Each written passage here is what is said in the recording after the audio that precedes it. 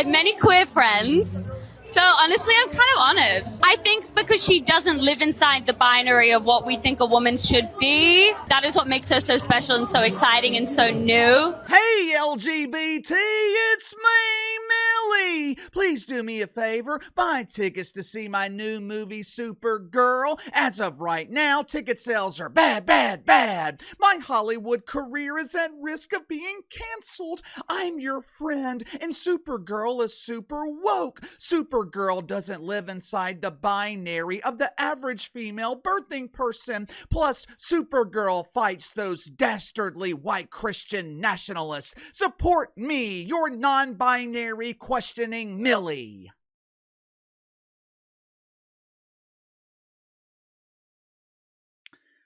I wonder why Supergirl is a huge embarrassing failure. I wonder why movie theaters across the country are completely empty.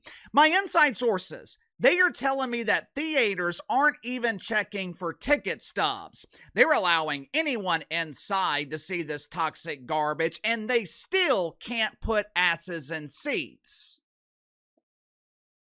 Like I told you guys the other day, I think one of the main problems with Supergirl, besides the fact that Millie Alcock is unrelatable to 90% of the American population, men can't relate to her because she's constantly opening her mouth and releasing toxic mouth farts, and women can't relate to her because she's obsessed with binaries and identities.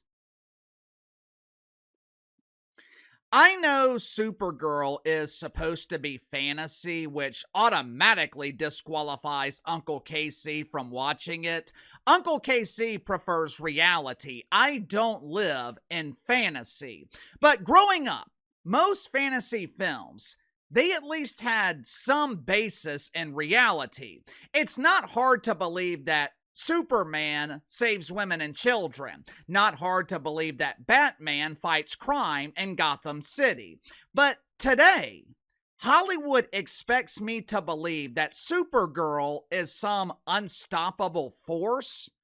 Hollywood expects me to believe that men are begging to be saved by a petite 5'5" woman who falls over every time she farts. One of the main reasons Supergirl is a huge embarrassing failure, America is tired of being indoctrinated. America is tired of Hollywood confusing gender roles. But according to executives at Warner Brothers, who were responsible for producing this turd, there is a logical reason as to why Supergirl is a super failure. They're not blaming Millie Alcock. They're obviously not blaming themselves. According to executives at Warner Brothers, toxic masculinity is the reason Supergirl is a flaming ass fire. Before I act as the lead attorney in this case in defense of toxic masculinity, let's go ahead and get to the sponsor for today's video, my good friends at American Attitude. Here in a couple of days, America will be celebrating its 250th birthday. 250 years of freedom, 250 years of being the greatest country on earth.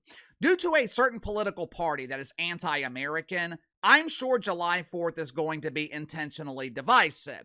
But you can show your love and support for our country and our great military with patriotic gear from American Attitude. American Attitude is more than a clothing brand. It is a movement for people who love faith, freedom, and a good punchline. They got plenty of hats and t-shirts that celebrate 250 years of American freedom. But my personal favorite, it's got to be the infidel t-shirts and hoodies where you're displaying your pride at being labeled as an infidel. They've also got patriotic hoodies and tumblers to keep the beverage of your choice iced down during the summer. American Attitude strives to bring patriotic Americans together through humor and unapologetic American grit. So click the link in the description or the pinned comment below. Use my promo code BTL10, BTL10. Receive 10% off your first purchase with American Attitude. Headline at Fox News: Executives blame misogyny and fans for Supergirl flop after disastrous opening weekend. Hollywood spent almost $200 million producing this film that no one asked for. Domestically, this toxic turd generated only $37 million in its opening weekend. Combined with its global gross, Supergirl only produced $63 million in revenue. Now, the break-even point for the studio, the money they need to generate to not absorb millions of dollars in losses, $315 million. I can pretty much guarantee Supergirl ain't coming close to reaching that number, which means Hollywood is losing hundreds of millions of dollars on this super turd. Yesterday, the New York Times spoke with Peter Safran. Petey is a British film producer and the co-CEO of DC Studios. According to the New York Times, Pete was shocked and dismayed at the visceral response to Supergirl. As a culture, I thought we had evolved past this point. I thought the wanker spankers on Reddit were a strong enough demographic to support this instant classic. But clearly, misogyny is still alive and rampant in American culture. We are not ready to see females be superheroes.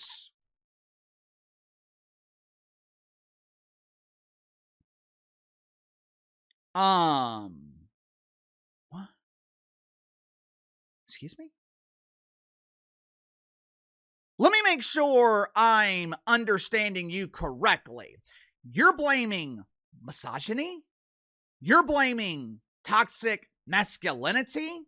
You're essentially blaming men for rejecting your unrealistic film? Have you ever thought that maybe, just maybe, Supergirl bombed at the box office because the plot absolutely sucks? This morning, I once again tried to read through the premise of Supergirl. I damn near cracked the screen on my laptop with my face because I was falling asleep after the first sentence. During the destruction of planet Krypton, scientist Zor-El and his wife Allura evacuate to Argo City, where Zor-El activates a force field system that separates a chunk separating the city from a planet.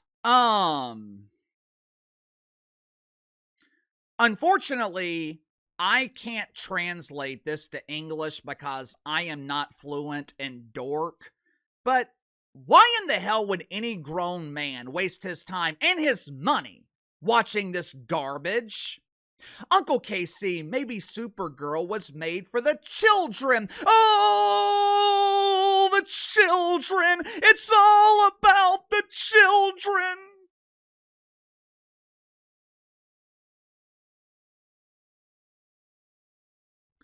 You really think little boys believe they can be rescued by a girl?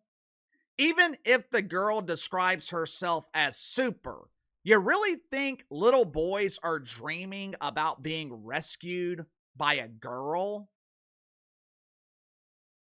Outside of Hollywood, where men pretend to be women, this film has no basis in reality. There is nothing believable about a petite woman who isn't tall enough to stand in the shallow end of the pool. There is nothing believable about her saving anything, much less the entire planet. You see, this is the main problem with Hollywood. This is the reason Hollywood continues to make the same mistakes over and over. This is the reason Hollywood is losing billions of dollars. Every time they release a failure, Hollywood blames everyone but themselves.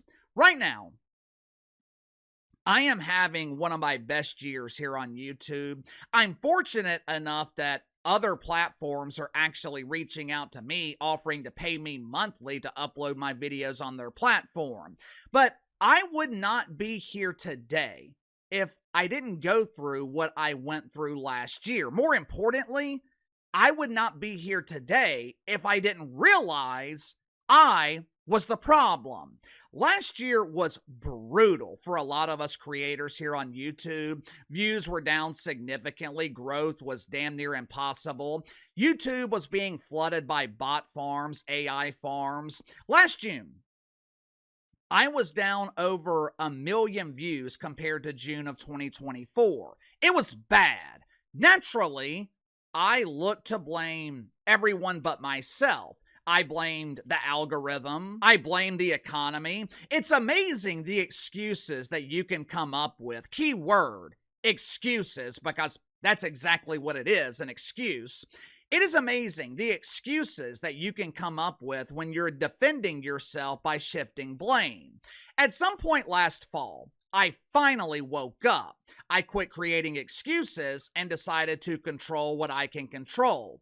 I started looking deep into my analytics. I realized the topics that were working in the past, those topics were no longer working. Topics dealing with cable news ratings, they were no longer resonating, mainly because no one is watching cable news. Culture war topics, they just weren't hitting the same.